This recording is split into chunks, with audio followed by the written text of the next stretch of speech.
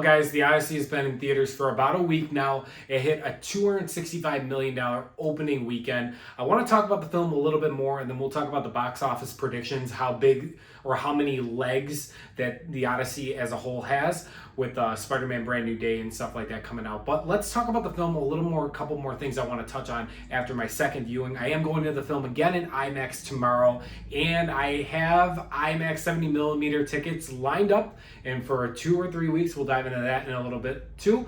But a couple of things I noticed. The sound mixing the second time I watched the film, they really did adjust it, at least at my theater. So it wasn't as loud. Specifically, the Cyclops and a couple of the water sequences were really like peaking in my ears during my initial review. So for me, the sound mixing definitely was a lot more improved the second night that I went, which was Friday, opening night, so to speak. Another thing that I did enjoy a little bit more about the film the second time around, obviously you notice minor details, little different things like that throughout the film, stylistic choices and that, but the first act, how I said, and I still stand by this, it does drag a little bit. It's a little clunky at times, especially with its dialogue sequences, but it flowed a little bit better for me the second time watching it. So I'm very intrigued to see the third time watching it, how that feels.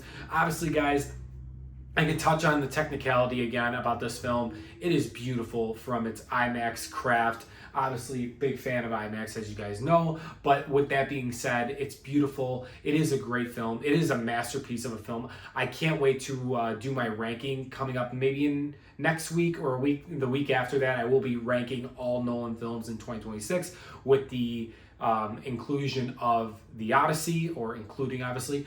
But with that being said, a couple other things I wanted to touch on. Obviously, the Ludwig score is even better the second time, and I listen to it on my phone while I'm working out, whether I'm running, walking, all sorts of things. But one of the things that I also wanted to touch on with this film is the controversial shit that's still going around with this movie, and it's the minority of people that are not really enjoying this film. Obviously, the general audience is having a ball with it. It is going viral. There's certain sequences, scenes I won't completely touch on, but obviously third act things that are going viral.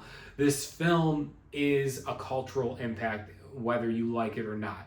Literally, guys, it's got a 94% critic rating on Rotten Tomatoes, if you want to go by Rotten Tomatoes, and it's got a 97 audience rating. One thing I will say that I do like about Rotten Tomatoes nowadays compared to the past, well, everything is verified. So these people that reviewed it, whatever you want to say, they've seen the film. You can't, like IMDb, obviously, if you go check the ratings on there, I think it's got an 8.1, 8.2. But those people can just bombard reviews, whether they're loving it or they're hating it. There's a lot of people that I will say, like, do I think that this film is a masterpiece? Yes. Are there a couple things that I still have problems with? Yes, definitely, like I said, pacing in the first act, some of the clunky dialogue. But regardless with that, the runtime is perfect for this film. But there are people out there that are bashing this film, wanting it to fail, whether you want to look at the political spectrum, people on far side of the right, whether you want to just look at more film critics that are just wanting to have this film fail because of cultural reasons and things like that. Moral of the story, guys, the film is succeeding. It is doing great. Like I said, Matt Damon, Robert Pattinson, Tom Holland, Anne Hathaway, Charlize Theron, Lupita Nyong'o, John Leguizamo, I always pronounce his name wrong. They all bring their A game in this film. And I'm going to praise it a little bit more because I do love this film a lot. Seeing it a second time too, guys, it is truly up there with one of the best things Nolan's ever done. And I cannot believe saying that. The first time I saw the film, I processed it. The second time, guys, it blew me away. It is truly a great masterpiece of a film. Do I think that it will go down as in one of the top 5 best films of all time? Possibly. It depends. Obviously, it is still new. That's the thing. But I do think it is definitely in the top 5, probably top 3 or 4 for Nolan right now. So stay tuned for that ranking video. I cannot wait to do that. A couple other things I want to touch on before we get to the IMAX situation in the box office is, like I said, guys, stylistic choices, cinematography. Hoyt van Hoytema, he is a phenomenal cinematographer. The practical effects are great in this film. I saw a lot of people talking about how bleak and dark and little like dreary it is. I like that. It works for me. Obviously, it's not going to also stick to 100% of the source material. I read the Odyssey twice, once in 8th grade and then I think 11th grade. And I know there's been some subtle changes throughout the film, obviously, but you got to take this as Nolan's adaptation. You can't take it as Homer's adaptation. And what Nolan did with the film, I think he did a truly masterpiece of a job with the hero's journey from start to finish, rooting for Odysseus throughout the whole film. I really enjoyed it. I don't care about the American accents. I love the armor, and the two little controversial castings they don't affect the film at all.